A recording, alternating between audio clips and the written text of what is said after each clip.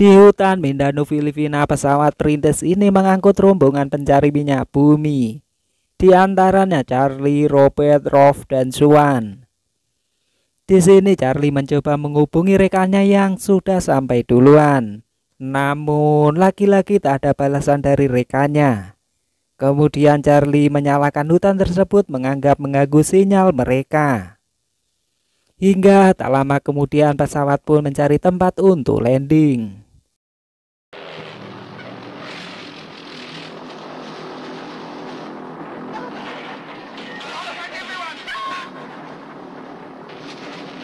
Lagi-lagi pendaratan kurang begitu sempurna mengakibatkan kerusakan pada roda pesawat. Namun suara pesawat yang cukup kencang itu mengapa tidak ada satupun rekannya yang mendengar. Sehingga Robert dan Rolf pun mencarinya. Ia takutnya ada apa-apa dengan mereka, sehingga ia memutuskan untuk mencari. Tapi di sini ia malah menemukan radio rekannya yang sudah rusak. Nah, dari itulah kenapa mereka tidak menjawab panggilan radio Charlie. Di tempat lain, Charlie memperbaiki roda pesawat.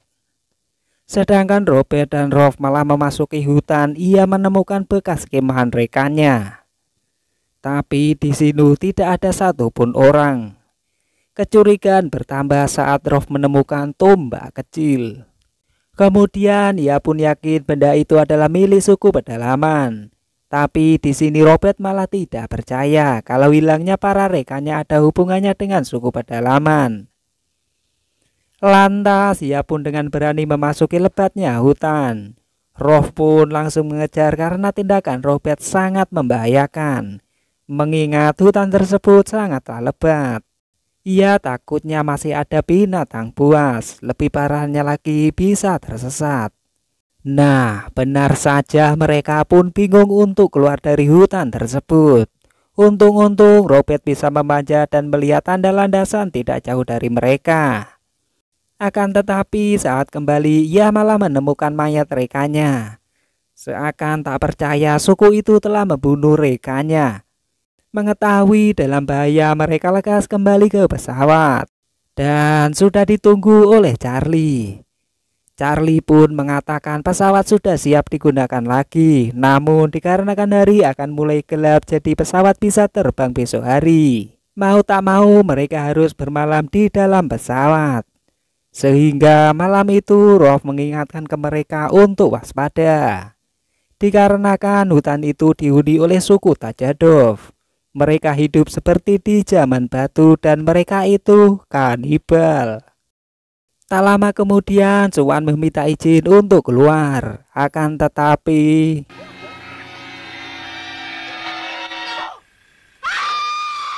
namun mereka tidak berani untuk keluar dan menunggu besok pagi untuk mencarinya. Pagi itu mencari keberadaan Swan yang diculik oleh suku pedalaman. Akan tetapi nasib Charlie sungguh sial.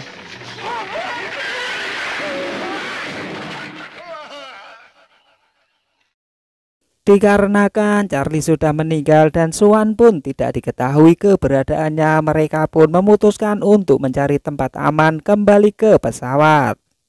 Tapi yang jadi masalah mereka telah tersesat. Hingga tak lama kemudian Robert mencium bau yang sangat sedap.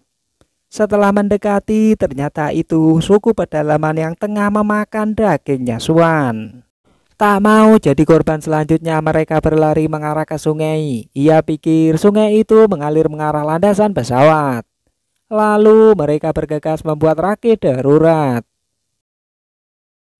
Akan tetapi dalam perjalanan arus semakin kuat mereka saling mengingatkan untuk berpegangan. Dikarenakan tidak mampu menguasai arus sungai mereka pun hanyut beserta rakitnya.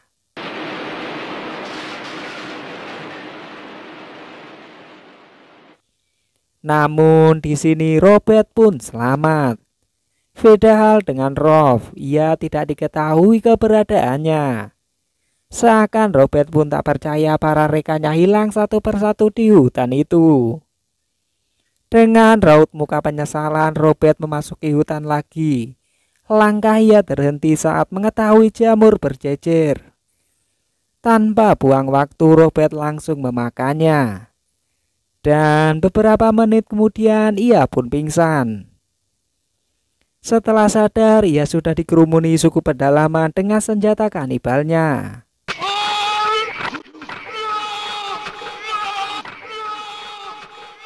Lalu Robert dibawa ke gua tempat berkumpulnya suku pedalaman. Pakaiannya disobek-sobek para suku itu.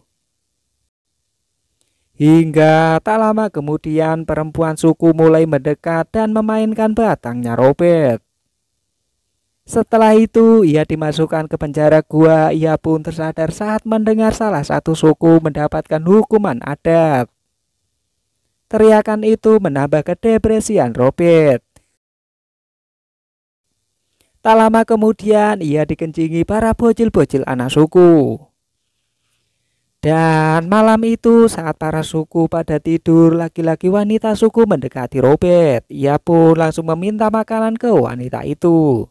Namun dikarenakan beda bahasa, wanita suku malah memainkan batangnya Robert lagi. Hari pun sudah berganti. Robert memanggil bocil suku untuk memainkan permainan jari. Lalu ia pun meminta minuman ke salah satu dari mereka. Akan tetapi Robert tidak lekas meminum, malah memainkan jari. Hingga yang terjadi, sungguh sial nasibnya Robert. Di sini Robert sudah tersadar, lalu ia menghajar para penjaga suku. Dan ia pun bisa keluar bersama wanita suku. Robert meminta makanan ke dia, namun dikarenakan tidak tahu bahasanya, wanita suku malah ketakutan. Tanpa sepengetahuan Robert, wanita mendapatkan air dari bunga tersebut. Mengetahui hal barusan, Robert langsung merebutnya. Saking senangnya mendapatkan air, ia pun tak sadar bahwa wanita suku telah kabur. Momen pengejaran pun berakhir main kuda-kudaan di rerimbunan ilalang.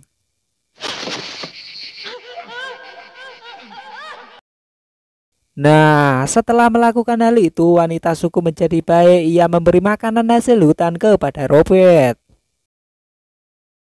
Kemudian melanjutkan perjalanan lagi. Akan tetapi saat itu hujan turun lebat. Mereka lalu menemukan tempat gua untuk berteduh. Namun di sini gua kelihatannya sudah terisi orang dan ternyata itu adalah Rolf. Robert pun langsung memeluknya. Ia pikir Rolf sudah meninggal dan ternyata masih hidup. Jadi mereka masih punya harapan untuk kembali bersama. Tapi perjalanan mereka akan begitu sulit dikarenakan kaki Rolf terluka parah. Tak lama kemudian wanita suku terlihat ketakutan dan ternyata ia takut mendengar suara helikopter. Mengetahui bantuan akan segera datang, Robert berlari mencari tempat luas supaya ia bisa terlihat. Namun sayang sekali hutan terlalu lebat, tim penyelamat tidak bisa melihat mereka. Jadi Robert beserta rekannya dianggap hilang dan tim penyelamat pun kembali.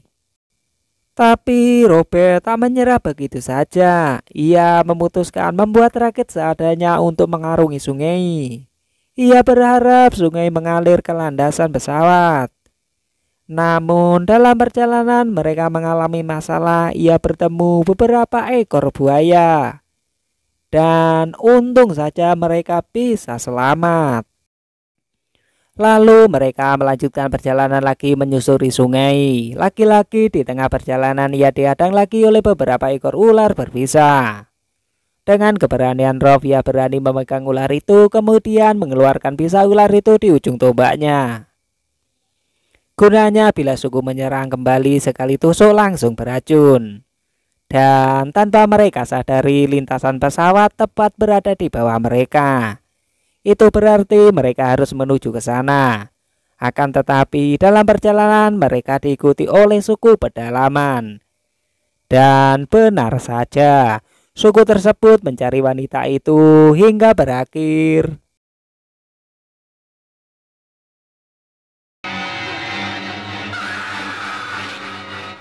sehingga wanita itu jadi makanan suku. Sedangkan Rob terkena tombak suku, udah kakinya sakit terkena tombak segala. Dalam perjalanan itu Rob meminta ke Robert untuk meninggalkan saja di hutan. Akan tetapi Robert tidak mau. Demi apapun ia harus menyelamatkan temannya. Ya, walaupun perjalanan menuju ke landasan jadi sangat lambat, ia tidak mempermasalahkan hal itu. Yang jadi masalah mereka dihadang lagi oleh sekumpulan suku kelaparan. Dengan keberanian Robert berbekal tombak beracun, ia bisa mengalahkan ketua suku itu. Setelah kejadian barusan, kumpulan suku tidak berani menyerang lagi. Rob perlahan-lahan menuju ke pesawat. Dan Robert pun bisa kembali dengan selamat.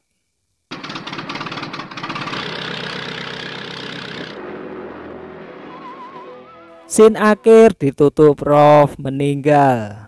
Dan cerita pun selesai. Film ini adalah kisah nyata dari rangkaian peristiwa penemuan suku zaman batu di Pulau Mindanao, Filipina. Upacara dan ritual dialami atau disaksikan langsung oleh tokoh utama yaitu Robert Harper. Robert kemudian dirawat di rumah sakit Manila selama 4 bulan. Dan setelah sembuh ia kembali ke Amerika. Setelah itu ia mengundurkan diri dari pekerjaannya lalu menikah dan tinggal bersama istrinya di Meksiko.